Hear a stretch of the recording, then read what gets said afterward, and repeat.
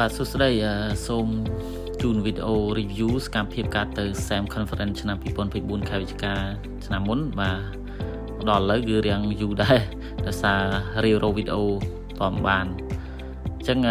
សកម្មភាពនៃការទៅ SAM Conference ហ្នឹងគឺរយៈពេល3ថ្ងៃគឺទៅជាមួយនឹងតំណាងក្រសួងអប់រំយុវជននិងកីឡាហើយខ្ញុំទៅតំណាងឲ្យ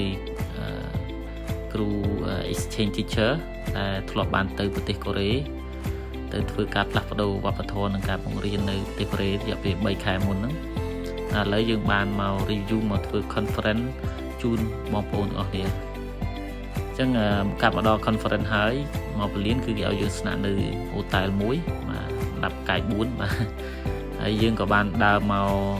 សាលសន្និបាតគេពីល្ងាចដែលគេកំពុងតែត្រៀមរៀបចំហើយនឹងក៏ set up booth ស្តង់មួយចំនួន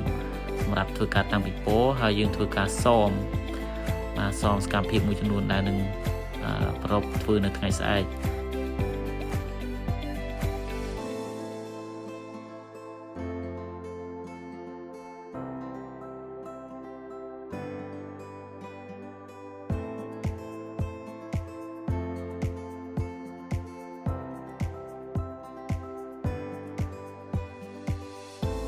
បាទវេលាមកដល់ហើយគឺកម្មវិធីគឺប្រកាសបើកនៅពេលព្រឹកបាទ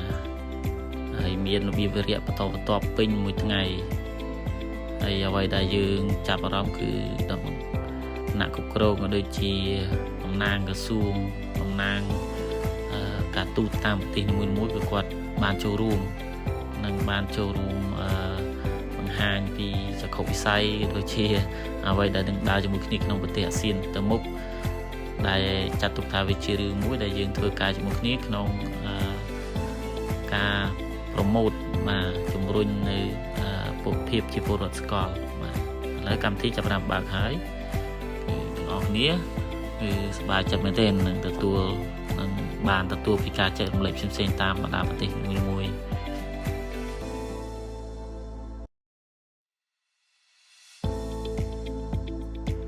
បាទសម្រាប់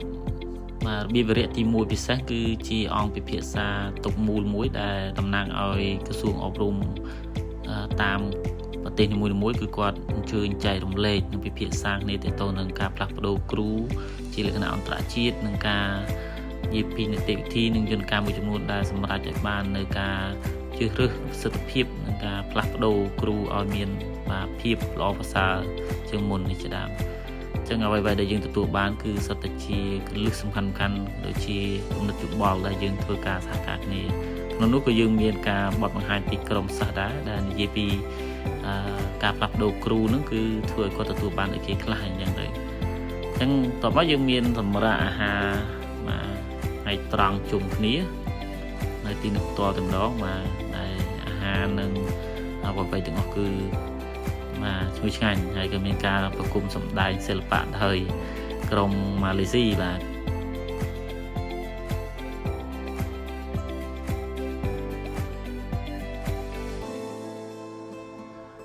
សូម្បីតែអាហារក៏មានលក្ខណៈ diversity ដែរបាទគឺមានអាហារបែបកូរ៉េអាហារបែបម៉ាឡេអាហារបែបថៃបែបខ្មែរយើងហើយបែបចិនជប៉ុនដូចជាដើមដែលគេរៀបចំមកដើម្បីយើងសាកល្បងនិងបានទទួលរសជាតិផ្សេងតែអ្វីដែលយើងចាំមិនភ្លេចគឺរសជាតិអាហាររបស់កូរ៉េបាទឈ្ងុយឆ្ងាញ់មែនទែនហើយក្នុងនោះគេចាក់បង្ហាញ live ជាវីដេអូសកម្មភាពមួយចំនួនបាទហើយពេលរសៀលចាប់ផ្ដើមមកទៀតគឺជាការចែករំលែកទាក់ទងទៅនឹងបាទអ្នកដែលត្រូវបានជ្រើសរើសបង្ហាញឲ្យចែករំលែកតាមប្រទេសមួយបាទក្នុងនោះខ្ញុំចែករំលែកមួយប្រធានបទគេដែរហើយមានប្រទេស4ទៀតគឺឥណ្ឌូនេស៊ីកូរ៉េហើយនិងឡាវបាទហើយបន្ទាប់មកគឺគេឲ្យយើងដើរមើលតាមស្តង់ដែលគេរៀបចំហ្នឹងហើយស្តង់នេះគេអត់បានប្រាប់មុនទេបាទគេអត់បានប្រាប់មុនថាត្រូវតាំងអីដល់ពេលពួកចុងទៅដល់នៅឃើញនឹងតាំងអីបាទត្រៀមសម្ភារៈដែលគ្នាយើងទៅលើកមុនហ្នឹងយកមកគឺដាក់រៀបបាទគេផ្សេងគេមានសម្ភារៈរបស់គេបែបប្រទេសរបស់គេទៅយើងរៀបបែបប្រទេសរបស់យើងទៅហើយអ្វីដែលយើងនេះមិនបានគឺកាបូបហើយនឹងកម្មាខ្មែរយើងដាក់តាំងឲ្យគេមើលហើយការដាក់តាំងហ្នឹងគឺ គេមានបោះឆ្នោតដែរគេមានกระดาษកតុងគេឲ្យយើងស្រឡាញ់បោះឆ្នោតឲ្យប្រមាណនេះចឹងទៅគេនឹងប្រកាសបាទវេទិកាសំខាន់មួយទៀតនោះគឺជាការចែករំលែកឬក៏ការពិភាក្សាជាតុមូលរវាងក្រុម mentor តាមប្រទេសមួយដែលគាត់ធ្វើការស្វាគមន៍គ្រូដែលធ្វើការផ្លាស់ប្ដូរហ្នឹងគឺគាត់ចែករំលែកពីយុទ្ធសាស្ត្រនិងការគ្រប់គ្រងនិងការជួយណែនាំជួយបើកផ្លូវឲ្យគាត់ថ្មិញមានភាពកក់ក្ដៅអីចឹងក្នុងការចុះទៅបង្រៀនសិស្សហើយនឹងចុះទៅធ្វើការនៅក្នុងសាលាគូដៅអីជាដើមហើយមួយទៀតគឺយើងអាចមកថតរូបយកមកបិទនៅក្នុងស្លាកគេហ្នឹងបា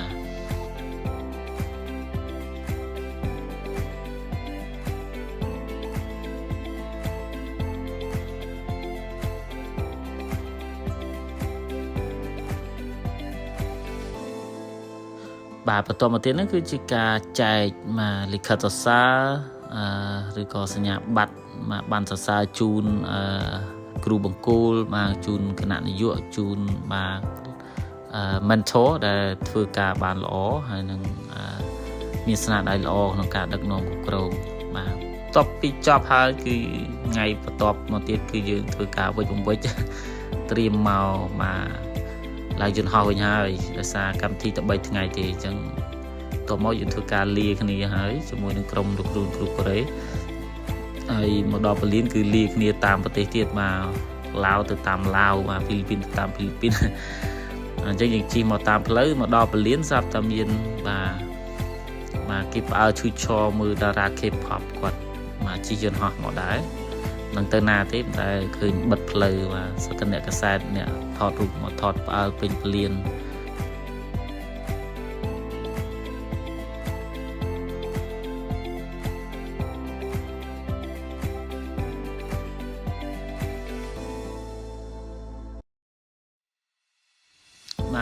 តារាក្រុមនឹងដូចជាអត់ស្គាល់ទេដឹងក្រុមអីគេទេមិនដែលគាត់ថាល្បីដែរនៅប្រទេសកូរ៉េហ្នឹងគឺម្នាក់តាមថតរូបហើយពួកខ្ញុំរួមបានចូល check in ទៅខាងក្នុងក៏រៀងយូរដែរតែក្នុងគណៈនេះគឺបាយក្រុមប្រទេសផ្សេងព្រោះគេទៅឡាញខុសគ្នាអញ្ចឹងយើងមកឡាញមកកម្ពុជាគឺជួបមួយបងប្អូនយើងដែលឡើងមកកម្ពុជាដែរម៉ែភាគច្រើនហើយក៏ត្រៀមចេញដំណើរមកស្រុកខ្មែរវិញចំណាយរយៈពេល7-5ម៉ោងតែនៅលើយន្តហោះគឺគេឲ្យអាហារមកពេលនៅលើនឹងដែរអរគុណសម្រាប់ការទស្សនាវីដេអូ